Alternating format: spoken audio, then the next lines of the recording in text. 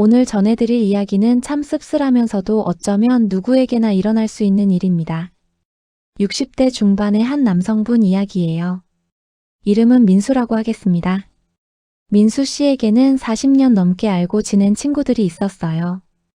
초등학교 동창들이었죠. 4명이서 늘 어울렸습니다. 어릴 적엔 정말 순수한 우정이었어요. 서로 도시락 반찬을 나눠 먹고 한 명이 아프면 다 같이 걱정하던 그런 사이.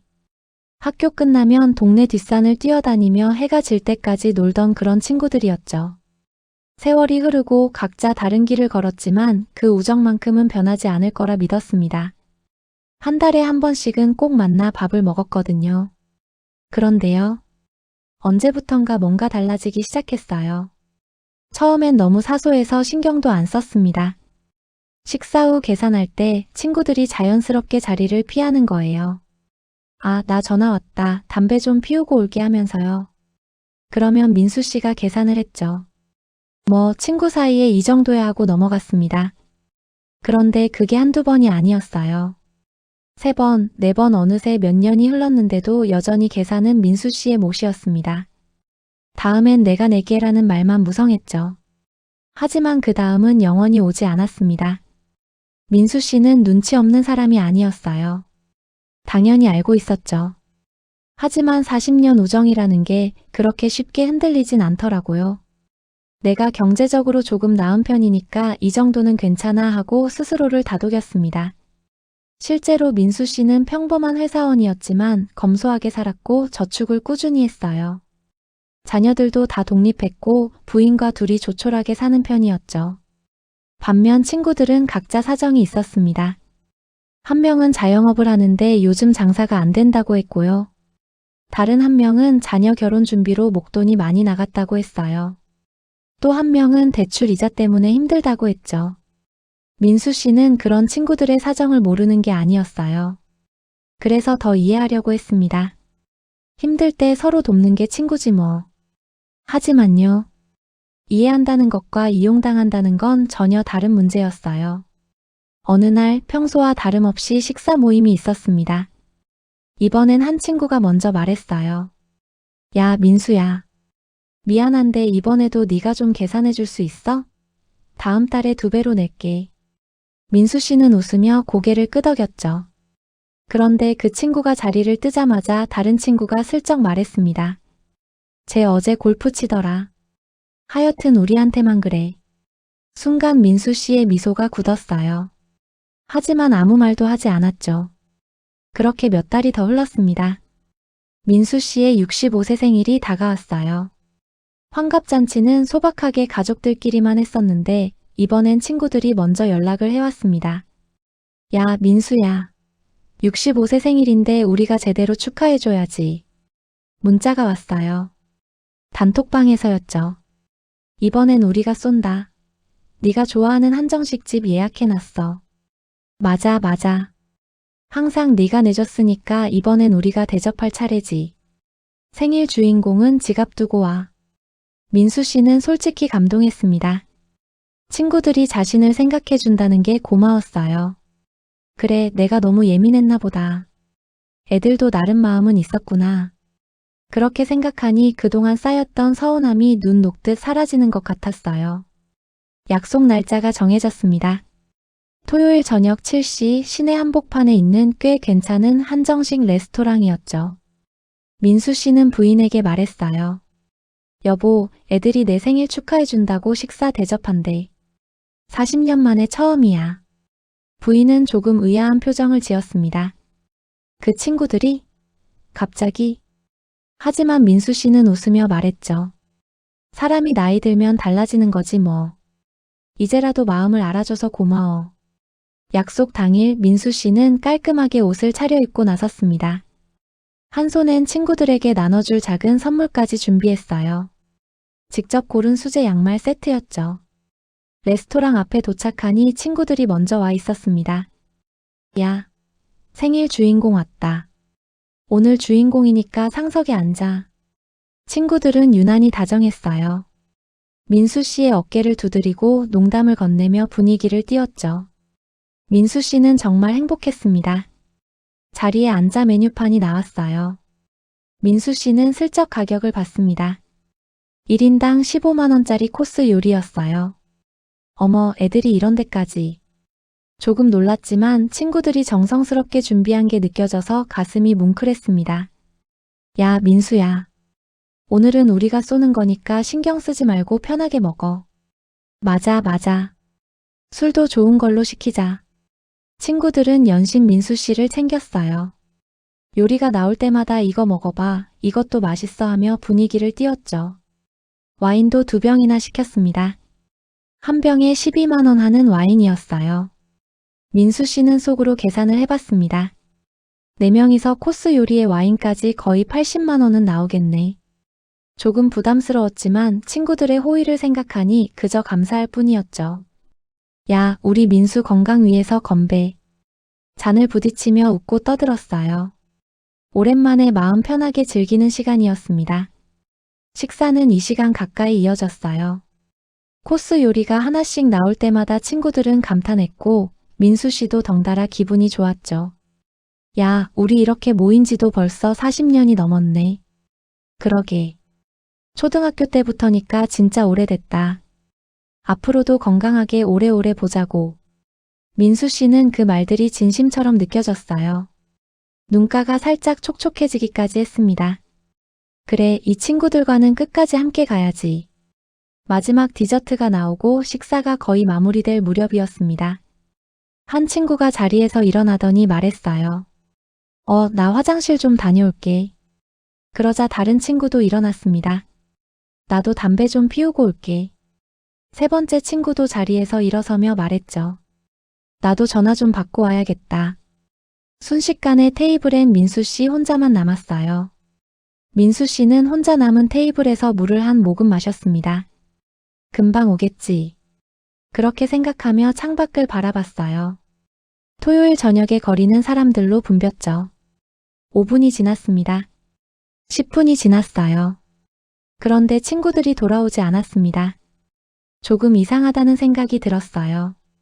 민수 씨는 자리에서 일어나 화장실 쪽으로 가봤습니다. 아무도 없었어요. 흡연실도 확인해봤죠. 역시 아무도 없었습니다. 심장이 이상하게 뛰기 시작했어요. 설마. 민수 씨는 재빨리 휴대폰을 꺼내 친구들에게 전화를 걸었습니다. 첫 번째 친구 전화를 받지 않았어요. 2번째 친구 역시 받지 않았습니다. 3번째 친구에게도 전화했지만 신호만 갔죠. 단톡방에 메시지를 보냈습니다. 야들아, 어디 갔어? 나 혼자 있어. 메시지는 읽음 표시조차 뜨지 않았어요. 그때였습니다. 웨이터가 다가왔어요. 손님 계산하시겠습니까? 민수 씨는 얼떨결에 대답했습니다. 아직 친구들이 잠깐 나갔어요. 조금만 기다려주세요. 하지만 웨이터는 미안한 표정으로 말했죠. 손님, 다른 3분은 이미 나가셨는데요. 네. 10분 전쯤 모두 나가셨습니다. 그 순간 민수 씨의 머릿속이 하얘졌어요. 민수 씨는 믿을 수가 없었습니다. 잠깐만요, 확실해요? 정말 다 나갔다고요? 웨이터는 조심스럽게 고개를 끄덕였어요. 네, 손님. 정문으로 3분 다 나가시는 걸 제가 직접 봤습니다. 민수 씨는 다시 휴대폰을 꺼냈습니다. 떨리는 손으로 친구들에게 연달아 전화를 걸었어요. 하지만 아무도 받지 않았죠. 단톡방에 다시 메시지를 보냈습니다. 야, 장난이지? 어디 있어? 나 진짜 혼자 있어. 여전히 읽음 표시는 뜨지 않았어요. 주변 테이블의 손님들이 슬쩍슬쩍 이쪽을 쳐다보기 시작했습니다. 민수 씨는 뺨이 화끈거렸어요. 웨이터가 조심스럽게 계산서를 내밀었습니다. 손님, 계산 부탁드립니다. 민수 씨는 떨리는 손으로 계산서를 받아들었어요. 총액 64만 2천 원. 코스 요리 4인분의 와인 2병 그리고 추가로 시킨 안주들까지. 생각했던 것보다 훨씬 많이 나왔습니다. 민수 씨의 손이 바들바들 떨렸어요. 64만 원이라는 금액이 문제가 아니었습니다. 물론 적은 돈은 아니었지만 낼 수 없는 돈도 아니었어요. 문제는 친구들이 자신을 속였다는 거였죠. 생일 축하해준다며 자기들이 쏜다며 가슴이 무너져 내리는 느낌이었어요. 민수 씨는 결국 지갑에서 카드를 꺼냈습니다. 계산을 마치고 레스토랑을 나서는데 다리에 힘이 풀리는 것 같았어요. 밖은 여전히 사람들로 북적였지만 민수 씨의 세상은 너무나 고요했습니다. 집으로 돌아가는 길. 민수 씨는 터덜터덜 걸었어요. 지하철을 탔지만 차창 밖 풍경이 눈에 들어오지 않았습니다. 머릿속은 온통 한 가지 생각뿐이었죠. 왜 이렇게까지 한 거야? 만약 돈이 없다고 솔직하게 말했다면 민수 씨는 당연히 냈을 거예요. 생일이든 뭐든 친구들과 함께하는 시간이 소중했으니까요. 하지만 이건 달랐습니다. 처음부터 계획한 거였어요. 우리가 쏜다고 말해놓고 계산 직전에 도망친 거잖아요. 더 화가 났던 건 전화도 문자도 받지 않는다는 거였습니다. 마치 처음부터 그럴 작정이었던 것처럼요. 집에 도착했을 때 부인이 반갑게 맞아줬어요. 어머, 벌써 왔어? 생일 파티 어땠어? 민수 씨는 아무 말도 하지 못했습니다. 그저 허탈하게 웃기만 했죠. 부인은 남편의 표정을 보고 눈치를 챘어요. 무슨 일 있었어? 민수 씨는 천천히 상황을 설명했습니다. 친구들이 생일 축하한다며 불러놓고 계산 직전에 모두 사라졌다고요.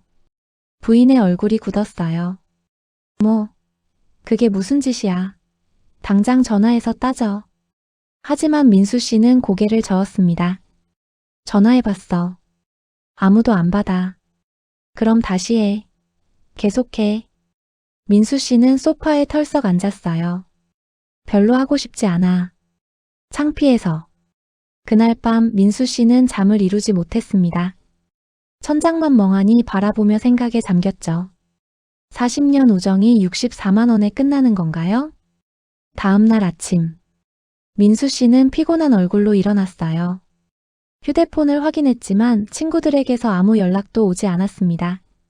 그냥 잊어버리자. 그렇게 마음먹으려 했어요. 하지만 가슴속 응어리는 쉽게 풀리지 않았죠. 점심때쯤 조카에게서 전화가 왔습니다. 삼촌, 잠깐 통화 가능해요? 조카는 20대 후반의 대학원생이었어요. 평소 민수 씨를 잘 따르던 아이였죠. 그래, 무슨 일이야? 조카의 목소리가 조심스러웠습니다.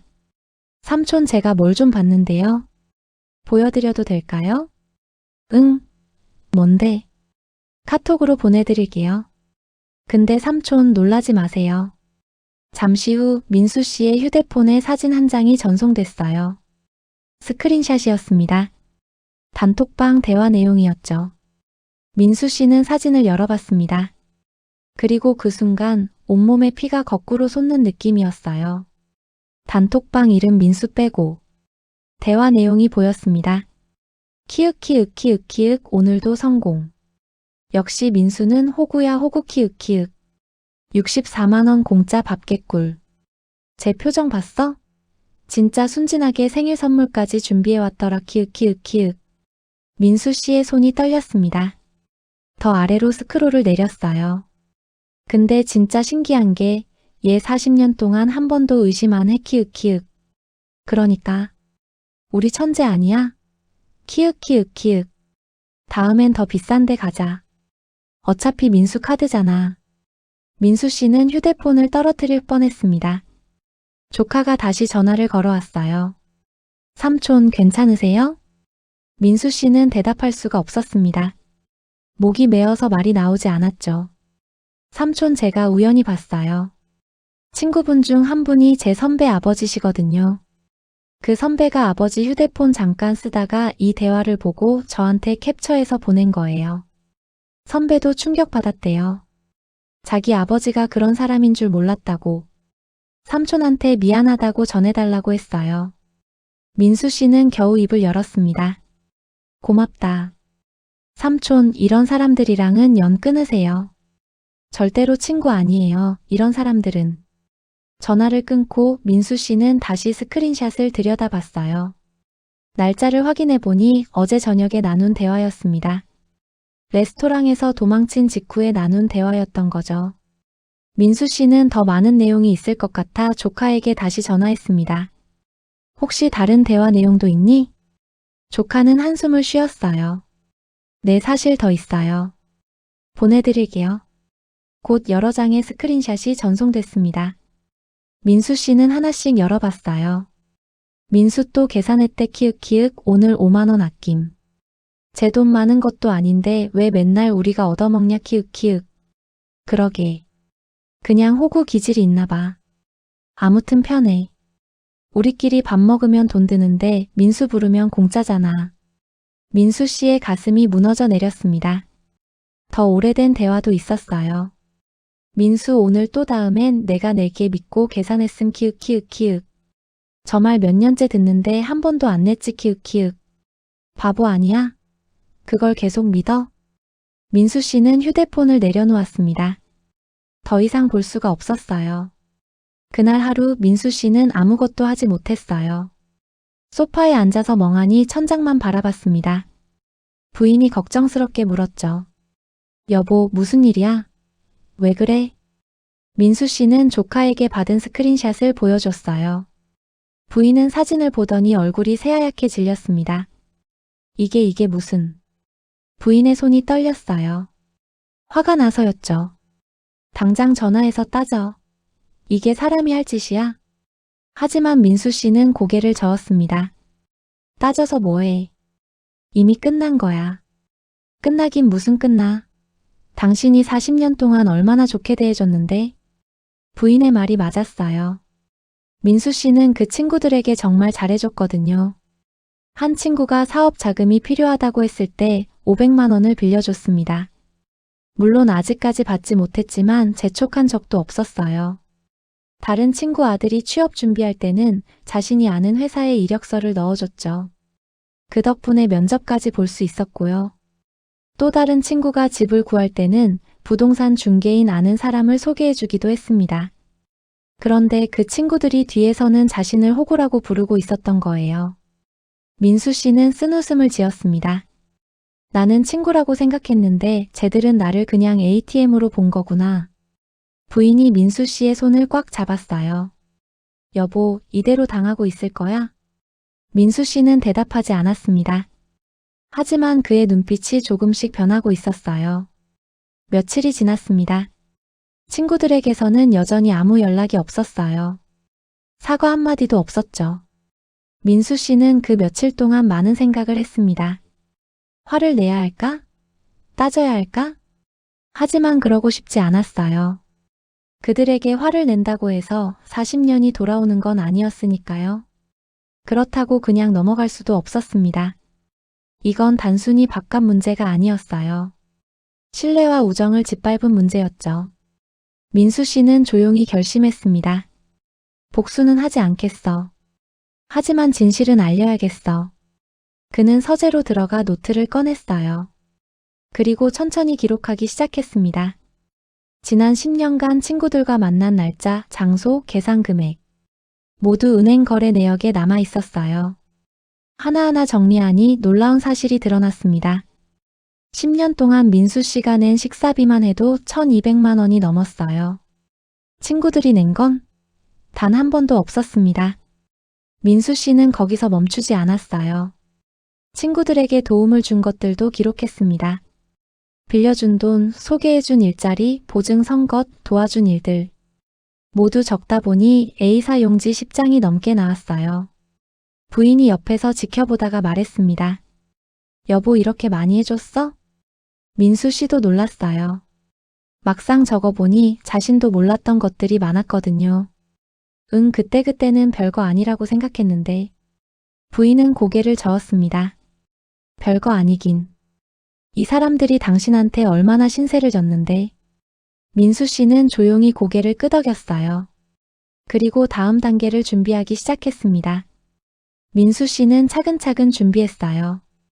먼저 친구들과의 대화 내용을 모두 저장했습니다. 카톡 대화방을 처음부터 끝까지 캡처했죠. 다음엔 내가 내게라는 말이 몇 번이나 반복됐는지 세어봤어요. 무려 47번이었습니다.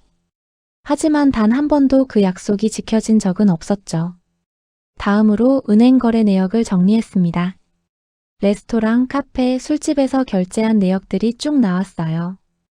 날짜별로, 장소별로 정리하니 패턴이 보였습니다. 친구들과 만난 날은 항상 민수 씨의 카드 결제 내역이 찍혀 있었어요. 한 달에 평균 10만 원 정도였죠. 10년이면 1200만 원. 결코 작은 돈이 아니었습니다. 민수 씨는 여기서 멈추지 않았어요. 친구들에게 빌려준 돈도 정리했습니다. 첫 번째 친구 500만 원 7년 전 미상환. 두 번째 친구 300만 원 5년 전 미상환. 세 번째 친구 200만 원 3년 전 미상환. 총 1000만 원. 차용증도 없이 그냥 믿고 빌려준 돈이었어요. 한 번도 재촉하지 않았죠. 친구니까 언젠간 갚겠지 하고 기다렸던 겁니다. 하지만 친구들은 그 돈을 갚을 생각이 전혀 없었던 것 같아요. 단톡방에 이런 대화도 있었거든요. 민수한테 빌린 돈? 그냥 준 거 아니야? 키읔키읔. 맞아. 어차피 재촉도 안 하잖아. 그럼 안 갚아도 되는 거지. 민수 씨는 이 대화를 보고 허탈하게 웃었습니다. 부인이 옆에서 말했어요. 여보, 이거 사기야, 사기. 고소해야 해. 하지만 민수 씨는 고개를 저었습니다. 고소는 안 할 거야. 그냥 진실을 알리는 거야. 민수 씨는 정말 꼼꼼하게 정리했어요. 엑셀 파일을 만들어서 체계적으로 기록했습니다. 날짜, 장소, 금액, 상황, 비고. 이런 식으로 표를 만들었죠. 2015년 3월 15일 한정식집 18만 원 4명 식사 다음엔 내가 낸다 마이너스 친구 A. 2015년 5월 22일 고깃집 25만 원 술 포함 이번엔 내가 계산해줘 마이너스 친구 B. 2015년 7월 10일 횟집 32만 원 회식 나중에 갚을게 마이너스 친구 C. 이렇게 쭉 이어졌어요. 10년간의 기록이 한눈에 들어왔죠. 총합을 계산해보니 정확히 1245만 원이었습니다. 식사비만 1200만 원이 넘었던 거예요. 민수 씨는 여기에 빌려준 돈까지 합쳤습니다. 식사비 1245만 원, 대출금 1000만 원, 기타 도움교통비, 경조사비 등 약 300만 원, 총 2545만 원. 민수 씨는 숫자를 보고 한숨을 쉬었어요. 2500만 원이나. 하지만 문제는 돈이 아니었습니다. 민수 씨가 정말 정리하고 싶었던 건 돈 이상의 것들이었어요. 도와준 일들의 목록도 작성했습니다. 친구 A 아들 취업 추천서 작성 및 회사 소개 2018년. 친구 B 사업 자금 보증인 2019년 은행 대출 3천만 원. 친구 C 집 구할 때 부동산 소개 및 중개 수수료 지원 2020년. 친구 A차 사고 났을 때 긴급 지원금 50만 원 2021년. 친구 B장인어른 병원비 지원 100만 원 2022년. 이렇게 적다 보니 끝이 없었어요. 부인이 목록을 보더니 눈물을 글썽였습니다. 당신 이렇게까지 해줬어? 나도 몰랐네. 민수 씨는 쓸쓸하게 웃었어요. 나도 그냥 친구니까 당연한 거라고 생각했지. 민수 씨는 계속해서 기억을 더듬었습니다. 그러다 문득 떠오른 게 있었어요. 10년 전 친구 어가 급하게 전화를 걸어온 적이 있었죠. 민수야, 미안한데 급한 일이 생겼어. 200만 원만 빌려줄 수 있어? 그날이 주말 저녁이었어요. 민수 씨는 은행도 안 열고 ATM 출금 한도도 넘어서 직접 집에서 현금을 꺼내 친구에게 갔었죠. 친구는 눈물까지 글썽이며 고마워했습니다. 민수야, 네가 진짜 친구다. 꼭 갚을게. 하지만 그 돈은 아직까지 돌아오지 않았어요. 그뿐만이 아니었습니다. 친구 B의 딸이 대학 입시를 준비할 때였어요. 민수 씨는 자신이 아는 학원 선생님을 소개해줬고 심지어 첫 달 학원비까지 대신 내줬습니다. 민수야, 정말 고마워. 내 덕분에 우리 딸이 좋은 학원 다닐 수 있게 됐어. 친구는 감격했지만 학원비는 갚지 않았어요. 친구 씨는 더 심했습니다. 몇 년 전 사업을 시작한다며 민수 씨에게 보증을 서달라고 했죠. 은행 대출 3천만 원의 보증인이 필요하다고요. 민수 씨는 고민했어요. 보증은 위험한 일이니까요. 하지만 친구는 간절하게 부탁했습니다. 민수야, 내가 이번에 사업만 잘 되면 인생 역전이야. 제발 도와줘. 절대 패 안 끼칠게. 결국 민수 씨는 보증을 서줬습니다. 다행히 친구가 대출을 잘 갚아서 문제는 없었지만 그 몇 년간 민수 씨는 혹시나 연락이 올까 노심초사했어요. 그런데 그 친구는 지금 민수 씨를 호구라고 부르고 있었던 겁니다. 민수 씨는 이 모든 걸 문서로 정리했어요. 증거 사진, 은행 거래 내역, 문자 메시지까지. 모든 게 남아 있었죠. 부인이 물었습니다. 여보, 이제 어떻게 할 건데? 민수 씨는 조용히 대답했어요. 진실을 알릴 거야. 조용하게. 민수 씨는 모든 증거를 정리한 문서를 USB에 저장했어요. 그리고 조용히 계획을 세우기 시작했습니다. 먼저 생각한 건 친구들의 가족이었어요. 이 사람들의 배우자와 자녀들은 알고 있을까? 아마 모를 거예요. 자기 가족 앞에서는 그럴싸하게 행동했을 테니까요. 민수 씨는 친구 어의 부인에게 먼저 연락하기로 했습니다. 친구 어의 부인은 민수 씨를 잘 알았어요. 명절이나 경조사 때 자주 만났거든요. 민수 씨는 정중하게 메시지를 보냈습니다. 형님, 저 민수입니다. 혹시 시간 되실 때 잠깐 뵙고 말씀드릴 게 있는데 괜찮으실까요? 친구 어의 부인은 금방 답장을 보내왔어요. 민수 씨, 무슨 일이에요? 우리 집 사람이 또 무슨 부탁이라도 했나요? 민수 씨는 전화로 이야기하자고 했습니다. 통화 가능하실까요? 잠시 후 전화가 연결됐어요. 민수 씨는 조용하고 차분한 목소리로 말했습니다. 형님, 제가 오늘 연락드린 건 형님께서 알아야 할 것 같아서요. 그리고 모든 걸 설명했습니다. 지난 10년간 있었던 일들, 생일날 있었던 일, 단톡방 대화 내용까지. 친구 어의 부인은 처음엔 믿지 못하는 듯 했어요. 그게 정말이에요? 네. 증거도 다 있습니다. 민수 씨는 준비한 자료들을 이메일로 보냈어요. 잠시 침묵이 흘렀습니다. 친구 어의 부인이 자료를 확인하는 시간이었죠. 그리고 나서 들려온 목소리는 떨리고 있었습니다. 민수 씨 정말 죄송해요. 제가 몰랐어요. 친구 어의 부인은 충격을 받았어요. 민수 씨, 우리 집 사람이 이런 짓을 했다니 말이 안 나와요. 민수 씨는 조용히 말했습니다. 형님께 말씀드리는 건 따지려는 게 아니에요. 그냥 알아야 할 것 같아서요. 당연히 알아야죠. 이건 사람이 할 짓이 아니잖아요. 친구 어의 부인은 목소리가 떨렸어요. 화가 나서인지 창피해서인지. 빌린 돈도 안 갚았다고요? 500만 원이나? 네, 7년 전 일입니다. 세상에. 전화를 끊기 전 친구 어의 부인이 말했습니다. 민수 씨, 제가 책임지고 갚겠습니다. 그리고 우리 집 사람 제대로 혼내놓을게요. 민수 씨는 이어서 친구 B의 부인에게도 연락했어요. 친구 B의 부인 역시 비슷한 반응이었습니다. 민수 씨가 그렇게 도와주셨는데 우리 집 사람이 뒤에서 그런 말을 했다고요? 네, 형님. 죄송하지만 이게 사실입니다.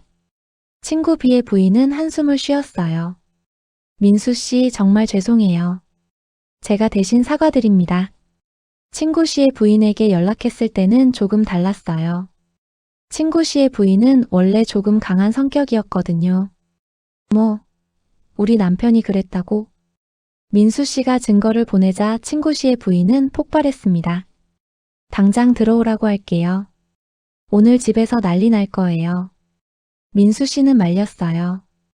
형님, 너무 크게 싸우지는 마세요. 싸우기야 해야죠. 이게 사람이 할 짓이에요? 보증까지 서주신 분한테. 전화를 끊고 민수 씨는 깊은 숨을 내쉬었습니다. 부인이 옆에서 물었어요. 다 말했어? 응.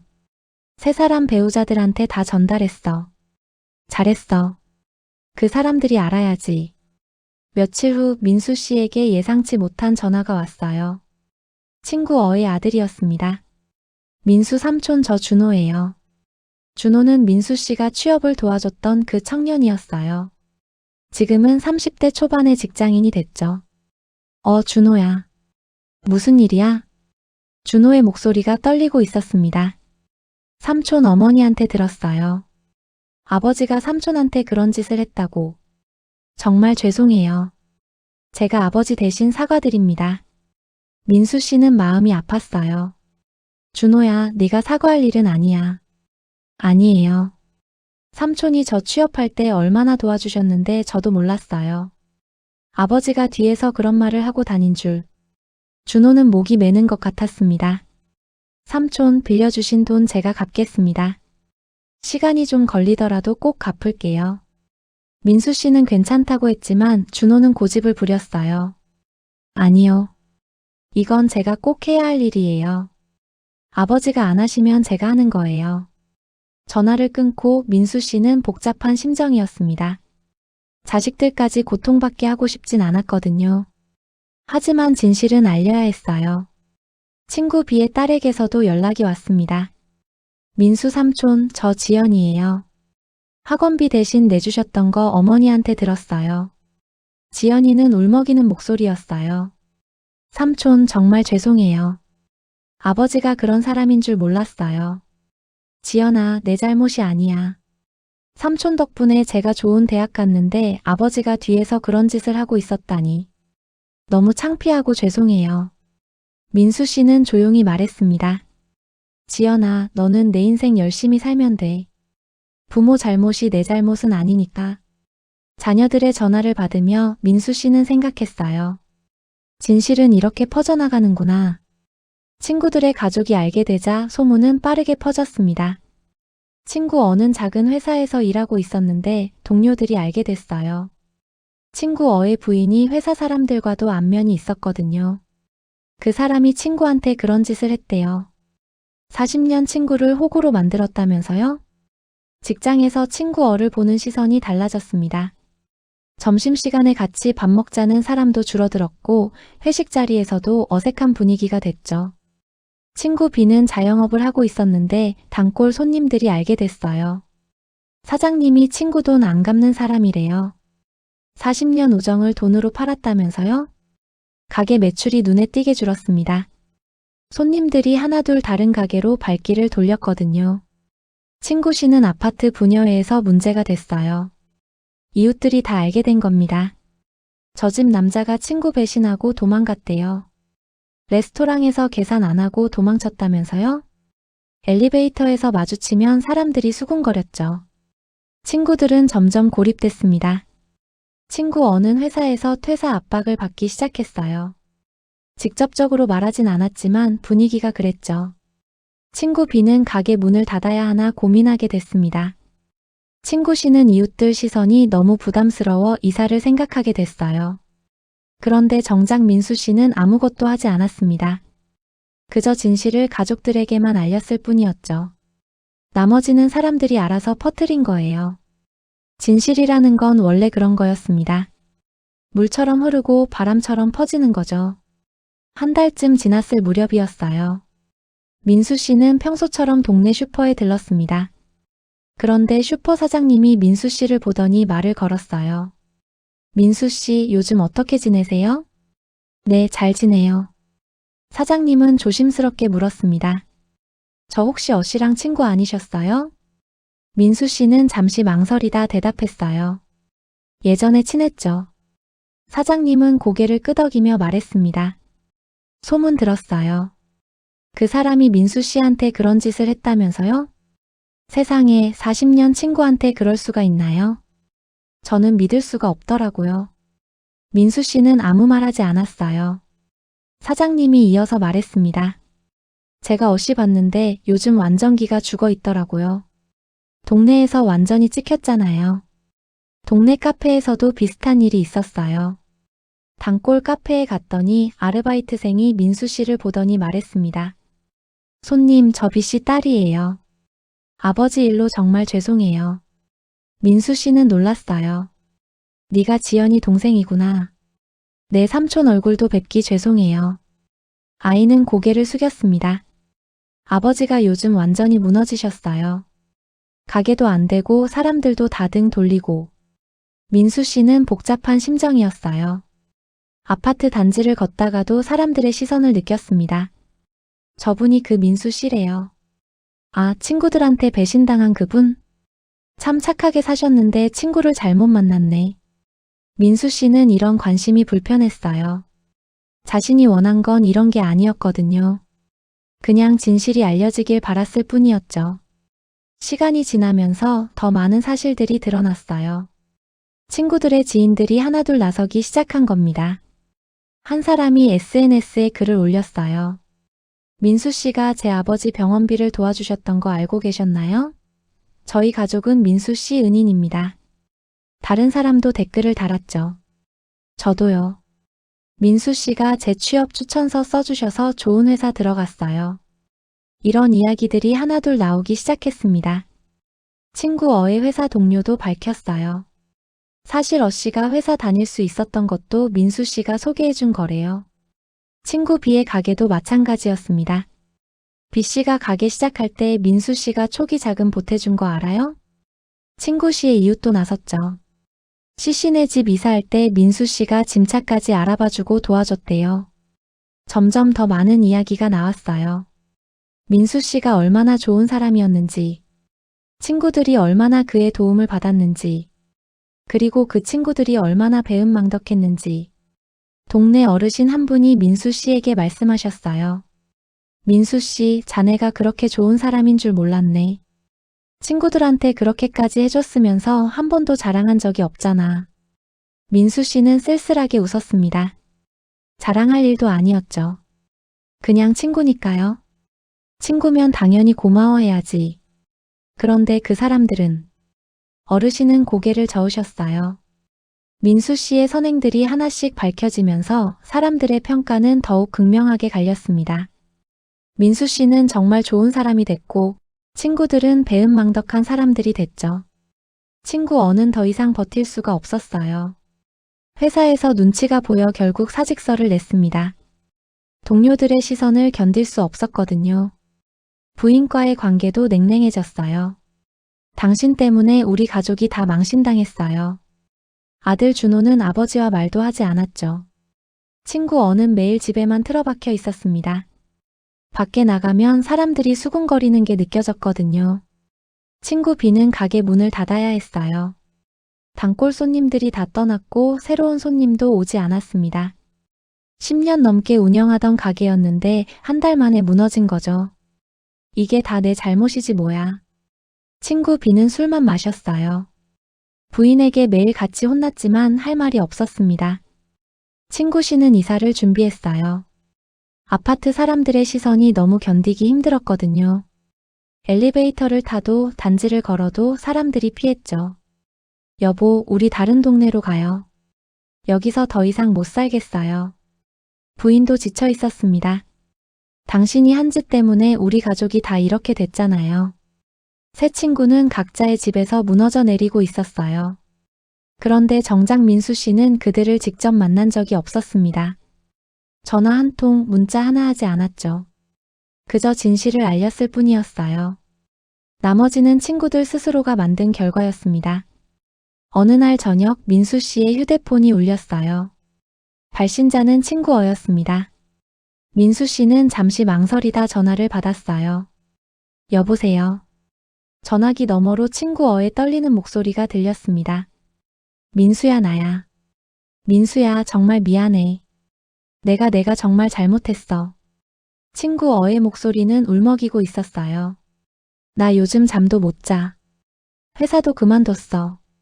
동네 사람들도 다 알고 가족들한테도 미움받고. 민수 씨는 아무 말도 하지 않았습니다.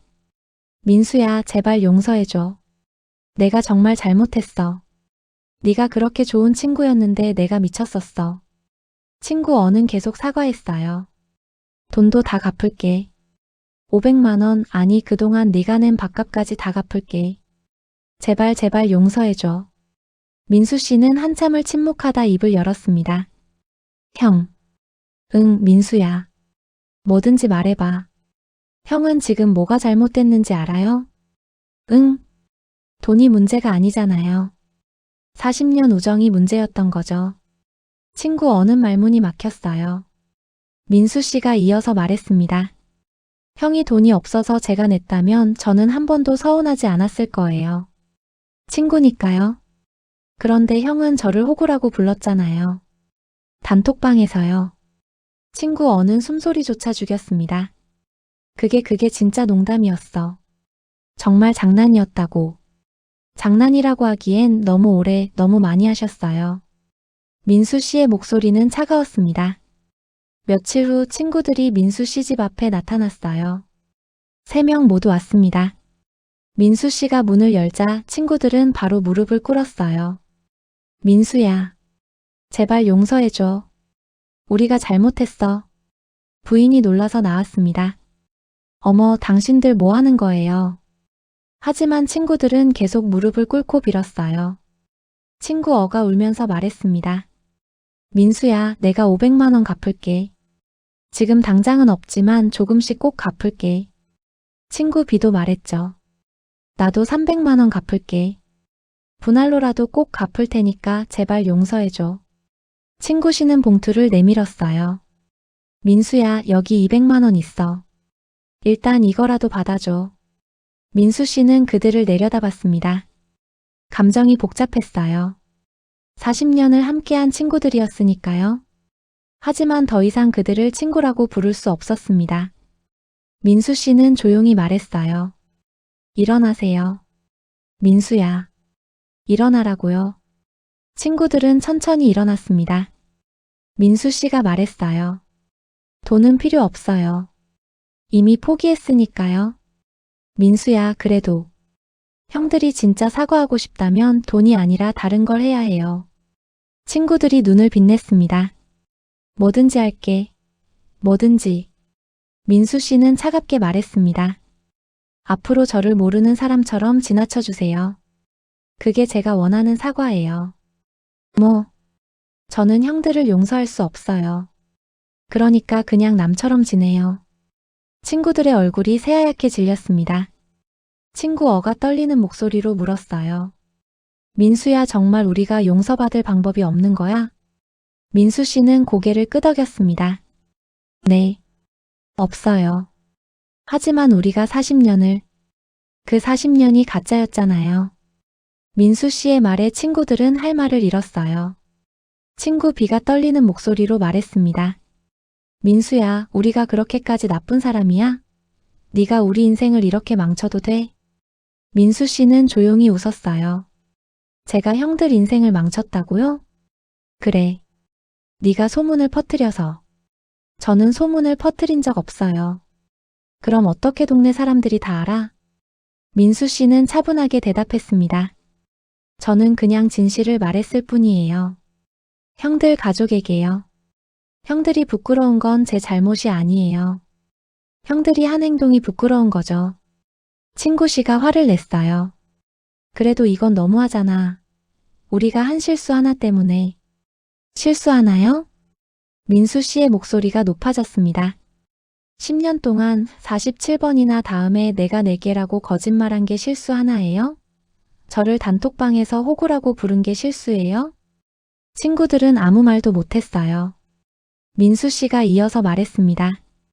제가 빌려준 돈, 도와준 일들, 형들은 한 번이라도 고마워한 적 있었나요? 아니면 당연하다고 생각했나요? 저는 형들을 친구라고 생각했어요. 40년 동안요.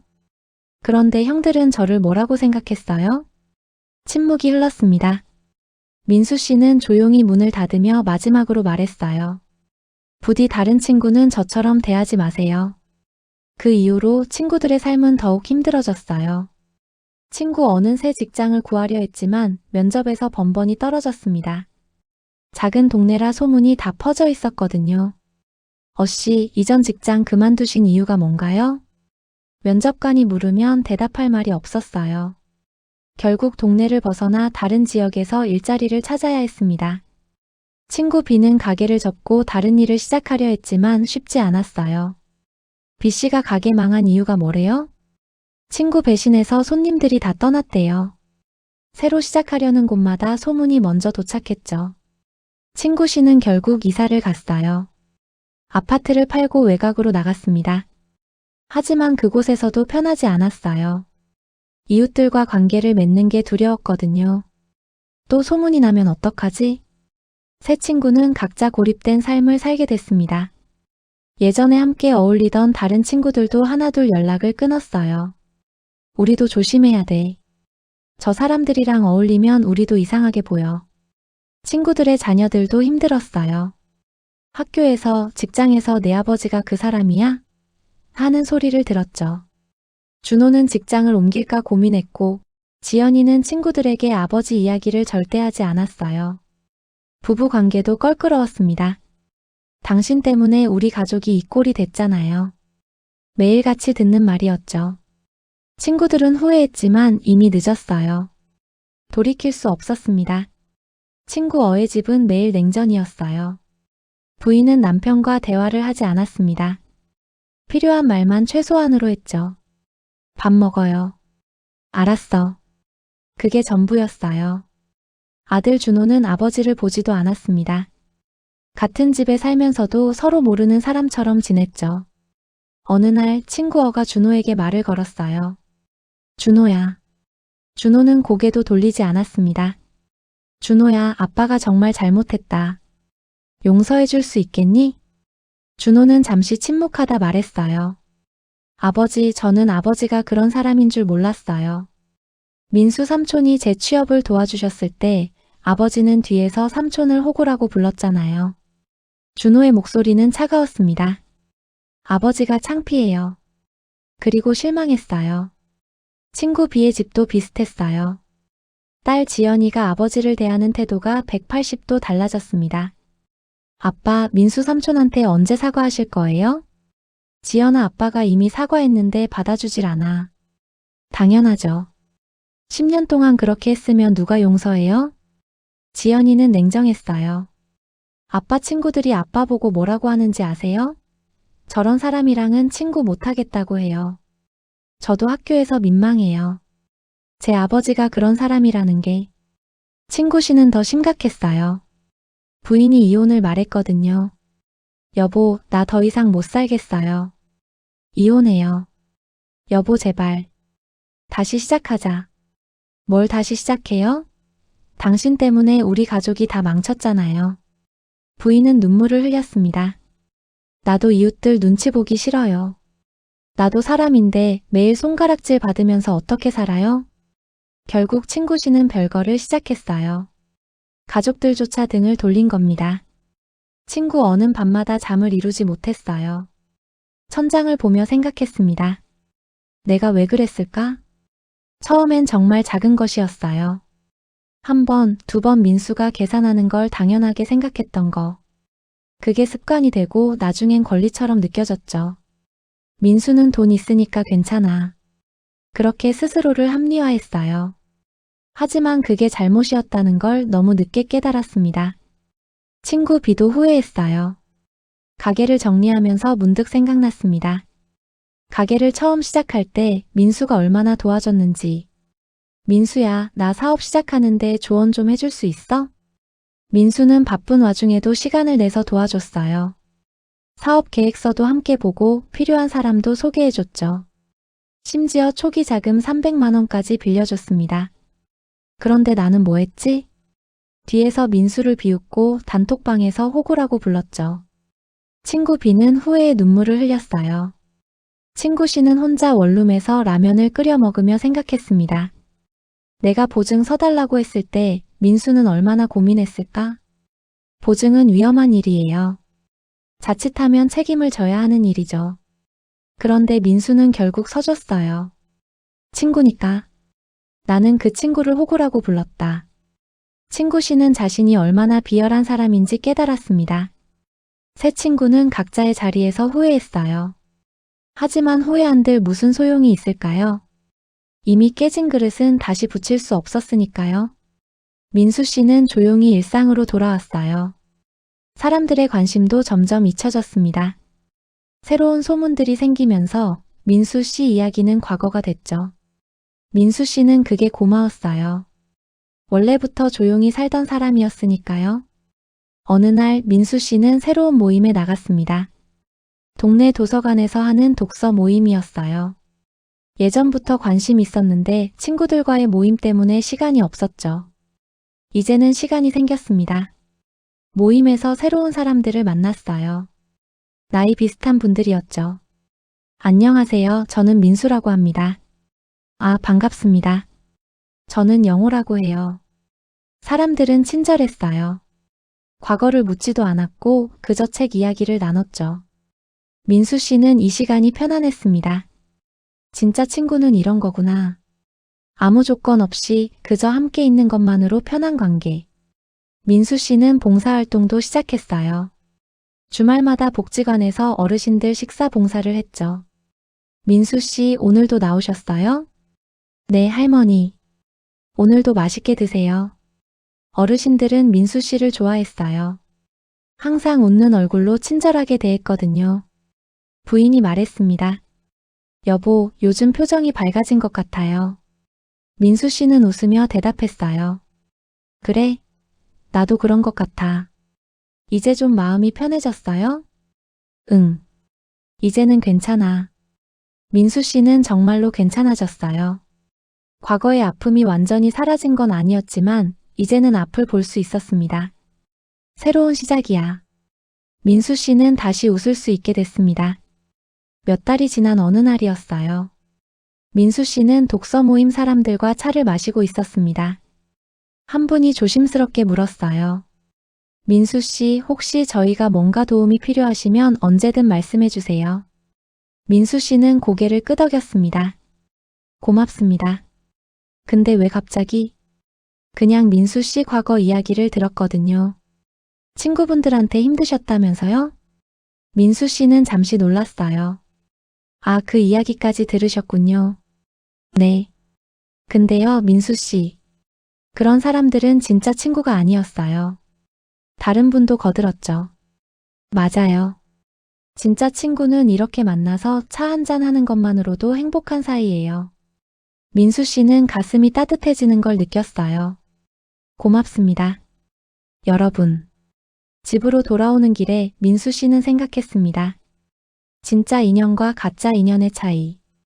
40년을 함께 했다고 해서 진짜 친구는 아니었어요. 중요한 건 시간이 아니라 마음이었죠. 진짜 친구는 이용하지 않아요. 진짜 친구는 뒤에서 비웃지 않습니다. 진짜 친구는 어려울 때 함께 있어주죠. 민수 씨는 이제 알았어요. 누가 진짜 인연이고 누가 가짜 인연인지. 그리고 가짜 인연을 떠나보내는 것도 용기라는 걸. 동네를 걷다가 우연히 친구 어와 마주쳤습니다. 친구 어는 민수 씨를 보고 멈칫했어요. 민수 씨는 조용히 고개를 숙여 인사하고 지나갔습니다. 더 이상 미련도 원망도 없었어요. 그저 인생의 한 페이지를 넘긴 것뿐이었죠. 겨울이 지나고 봄이 왔어요. 민수 씨는 아파트 화단에 꽃을 심고 있었습니다. 부인과 함께요. 여보, 여기에 장미 심으면 예쁘겠네요. 그래요. 봄에 피면 정말 예쁠 거예요. 부부는 웃으며 흙을 만졌어요. 그때 이웃집 아주머니가 지나가다 말을 걸었습니다. 민수 씨, 요즘 정말 행복해 보여요. 감사합니다. 저도 그렇게 느껴요. 아주머니는 따뜻하게 웃으며 지나갔어요. 민수 씨는 하늘을 올려다봤습니다. 봄 하늘은 맑고 따뜻했죠. 문득 예전 친구들이 떠올랐어요. 지금쯤 그들은 어떻게 지내고 있을까? 여전히 후회하고 있을까요? 아니면 새로운 삶을 살고 있을까요? 민수 씨는 더 이상 궁금하지 않았어요. 그들의 삶은 그들에게 속 오후 830일 것이고 자신의 삶은 자신의 것이었으니까요. 중요한 건 지금 이 순간이었습니다. 따뜻한 봄날 사랑하는 아내와 함께 꽃을 심는 이 시간. 진심으로 대해주는 이웃들이 있는 이 동네. 조건 없이 함께 웃을 수 있는 새로운 친구들. 그게 전부였어요. 민수 씨는 조용히 미소 지었습니다.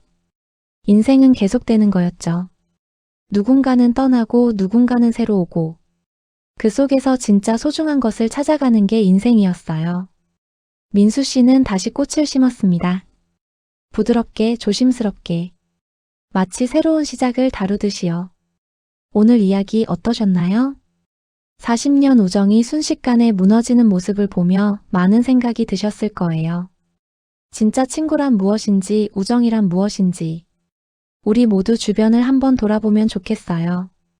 내가 누군가에게 진짜 친구인지, 그리고 내 곁에 있는 사람들이 진짜 친구인지.